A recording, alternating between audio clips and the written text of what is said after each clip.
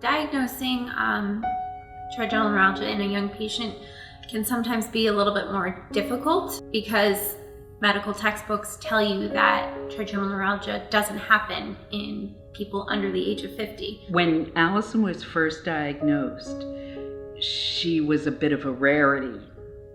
Now, through things like social media, we know there's a lot of young people out there with TN, and we can communicate. I was diagnosed when I was 13 years old. I woke up at 3:30 in the morning, screaming and crying in pain. I felt the pain in my ear. I just felt like I was being repeatedly stabbed with a knife. She said she had ear pain. She had earaches, and I was like, okay, we'll go to the pediatrician in the morning, go back to sleep.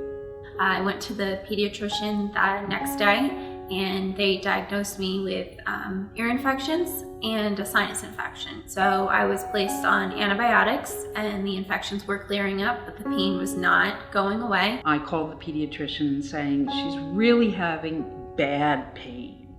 This is not just a mild ear infection. I think we need to get in sooner. When I was eventually diagnosed with trigeminal neuralgia, I decided to have surgery when the pain was just unbearable and I was just waiting to take medication. Like, I would watch the clock. I couldn't go to school.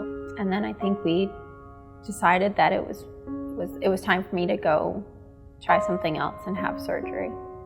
I had 3 microvascular decompressions on the left, so had it once on the right and then had it 3 times done on the left. And I was in high school at that time and I felt like it was one surgery every year of high school. I didn't know, is she going to be able to graduate high school? Is she going to have a normal life? Is she going to be able to be independent? All of those things that a mother thinks about for her daughter, I was wondering if Allie would ever be able to achieve. In high school, I felt like I didn't have a social life.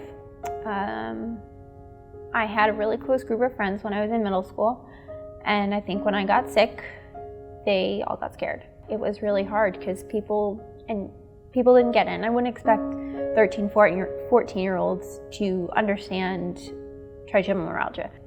As far as a regular social life, it was non-existent.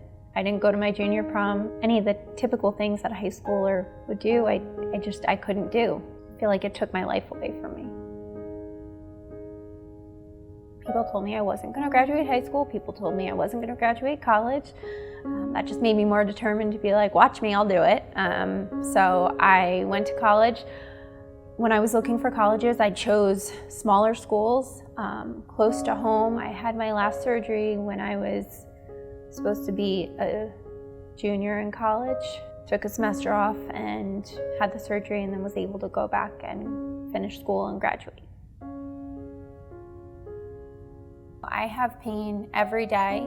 My pain is not constant throughout the day, but I have pain every day, all day. It's just a wave of up, down, up, down. My triggers are stress.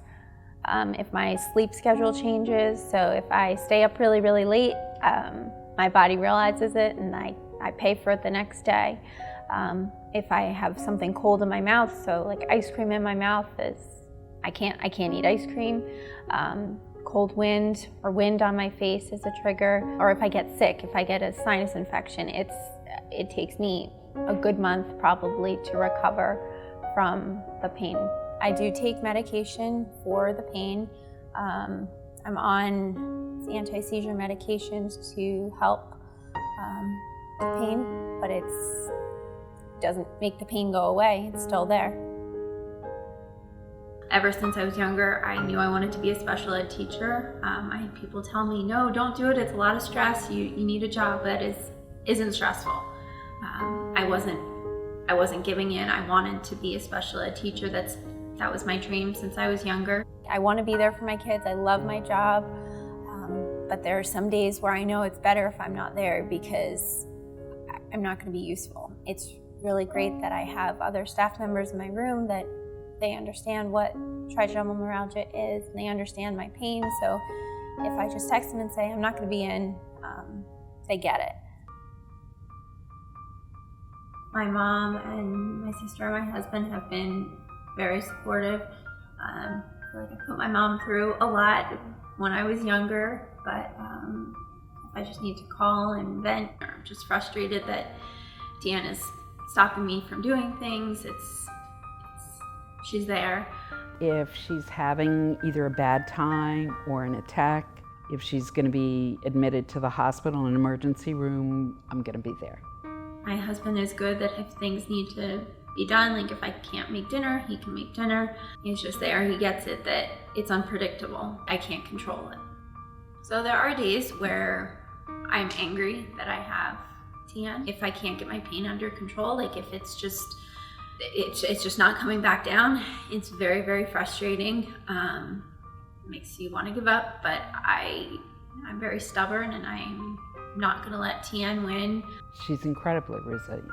Allie just takes a challenge and is going to meet it. For families or patients that are young, that are just being diagnosed, don't give up, don't give in.